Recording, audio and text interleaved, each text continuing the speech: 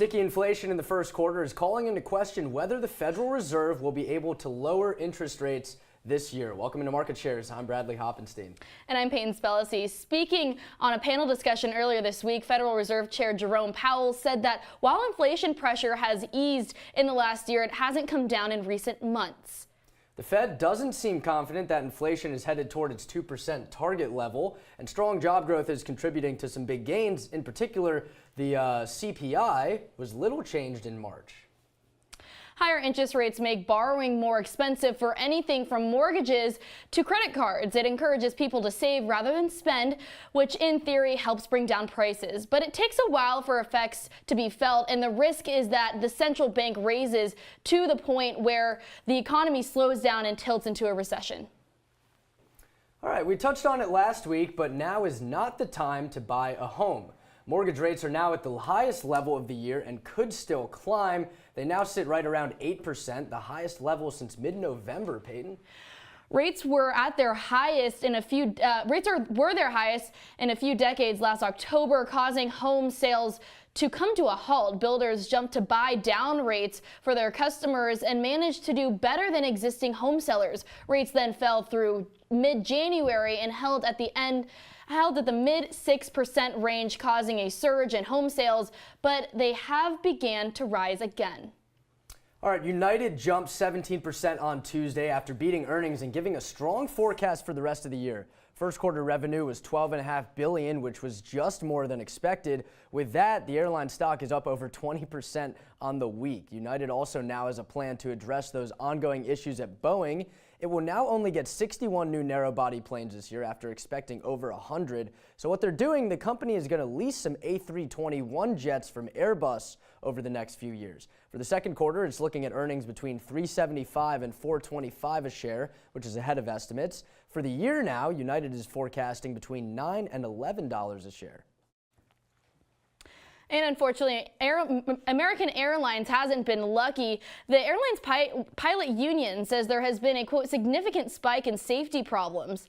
They listed incidents like tools being left in wheel wells and more collisions between towed aircrafts. The union has also been encouraging members to speak up and report any issues. Despite this, the carrier is expected to beat earnings for the quarter thanks to the boost from United. Revenues are expected to be up around 3% from last year, but it's also expected to post a quarterly loss of around 30 cents per share. Let's go from the skies to the streets now. Yet another addition is being made to the roster of companies cutting employees.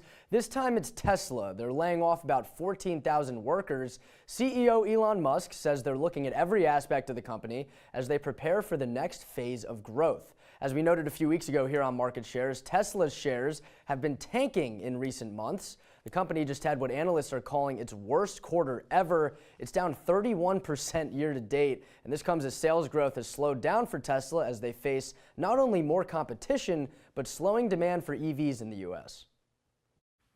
And if you hate long grocery lines, well, you might be in luck. Amazon will be selling its smart grocery carts to more retailers.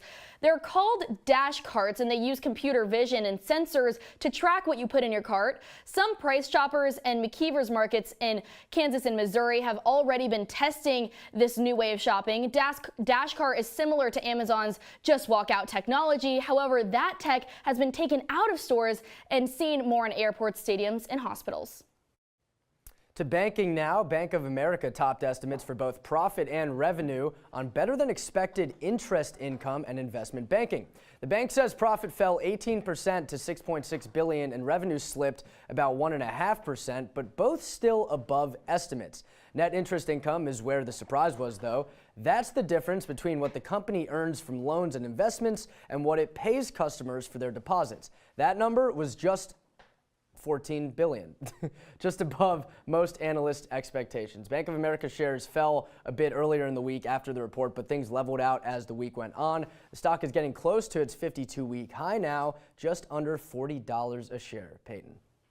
Bradley, the popular seafood restaurant Red Lobster is considering filing for bankruptcy. This comes after the restaurant reported a $12.5 million loss in their endless shrimp deal. I can't believe it.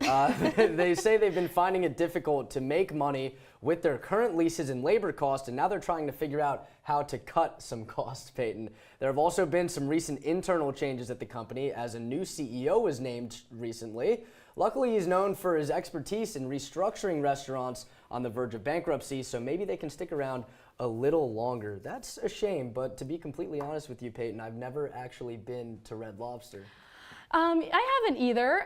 Maybe we should go before they file for bankruptcy just to test it out. Maybe they might not, but we'll see. Might be running out of time. Yes. That company that owns Red Lobster, though, owns a bunch of chains like Olive Garden. We were looking into this earlier. Seasons 52, Ruth Chris. So their stock isn't being affected at all by this. Well, it's just interesting that Red Lobster, of a group that owns so many of those kind of chain restaurants, Red Lobster is the only one having issues. I find that a little interesting. But it was the shrimp. The shrimp caused a lot of problems. Yes. Big story in sports this week. The NBA has banned Toronto Raptors player Jontay Porter for gambling violations. He had disclosed confidential information to bettors.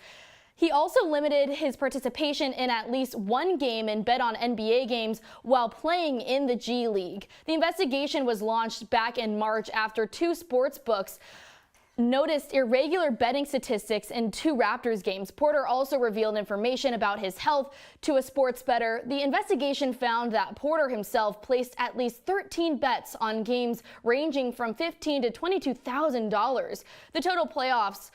The total payout from those bets was over $76,000. The Raptors said that they are, quote, fully supportive of the league's decision to ban Jontay Porter and will cooperate with all ongoing inquiries.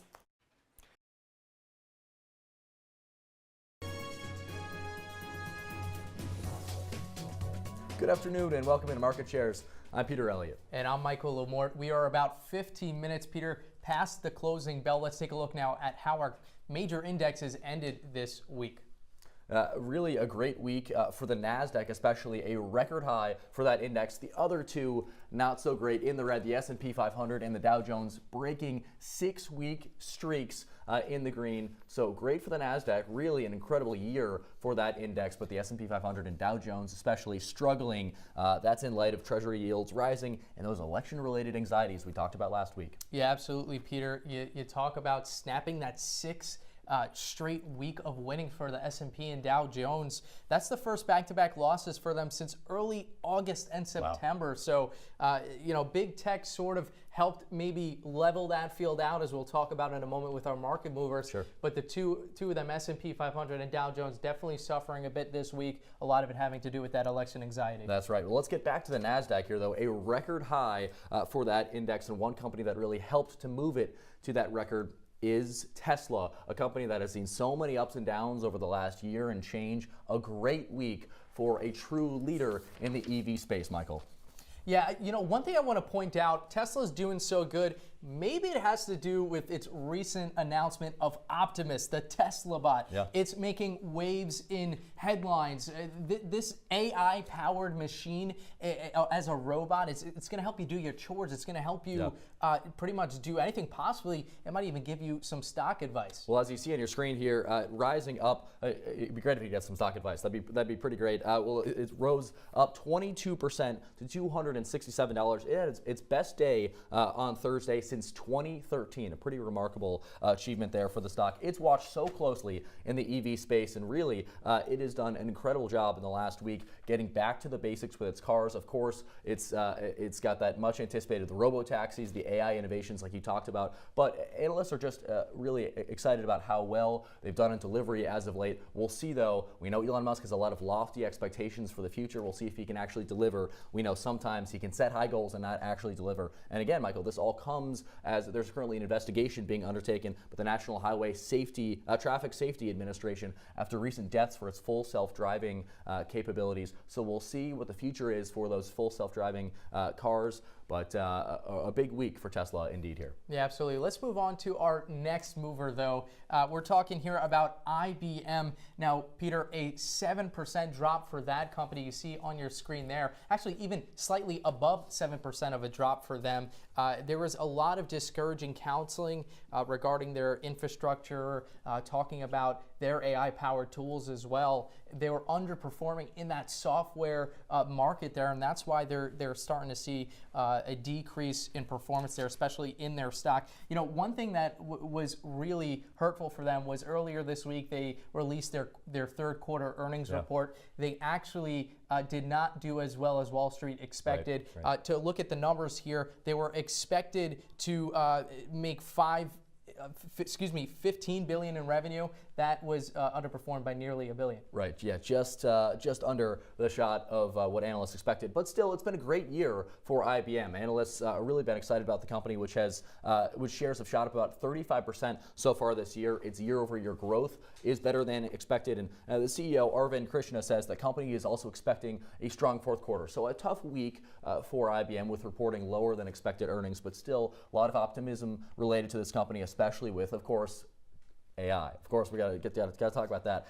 They are seeing traction with that business. It was up about $3 billion in this quarter. All right, let's take a look at one final mover here. As promised, the golden arches, not so golden of a week for McDonald's after an E. coli outbreak was linked to 50 people being sick across 10 states, 1 death as well. McDonald's has temporarily taken the Quarter Pounder off its menu at about 1/5 of its restaurants. That has really hurt the company's stock, down about 7% so far this week, down to about $292. A challenge for McDonald's. And Michael, it'll be tough now for McDonald's to regain the trust of its customers, at least in the short term.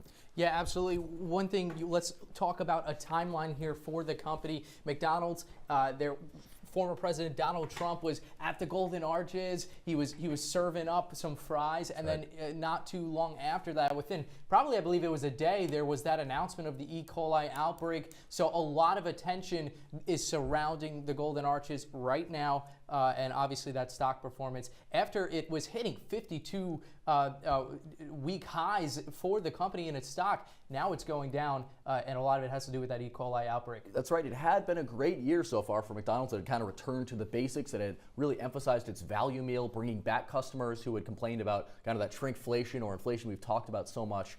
So it had been a good year for McDonald's, but this last week, a real setback. And we'll see as the FDA looks through its investigation into what happened. It early on so far it says that onions, so far the raw onions in its meals, that is what is linked to this outbreak. So we'll continue to follow this story as it unfolds. All right.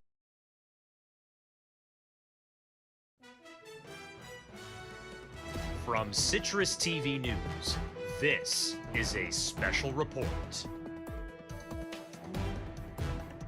President Biden touching down here in Syracuse today. Welcome to a Citrus TV News special report. I'm Nicole Aponte. And I'm Chile Cassiadelle. Of course, Biden's set to speak in not too long from now, about an hour and 15 minutes. But first, why don't we go downtown outside Armory Square, outside the Most Museum. That's where Isabella Galan joins us. And Isabella, there are protesters calling for a ceasefire in Gaza, and of course, they're protesting the president's arrival and speech.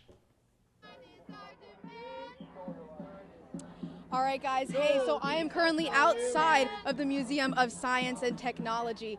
St. Franklin Street and West Jefferson Street is right where we are, where there is a pro-Palestinian protest actually going on right now. If you take a look right behind me, they've been here since about 11 o'clock this morning.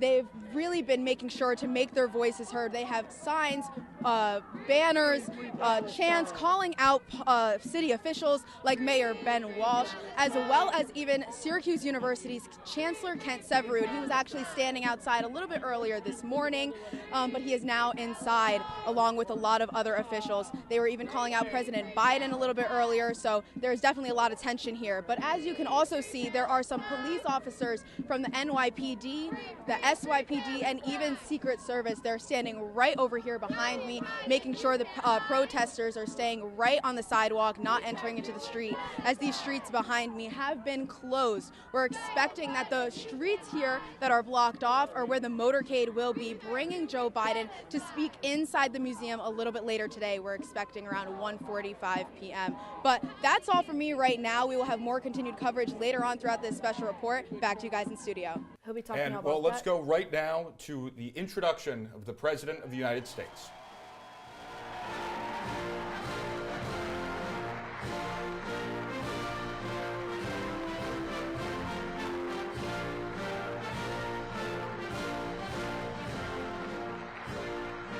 Hello.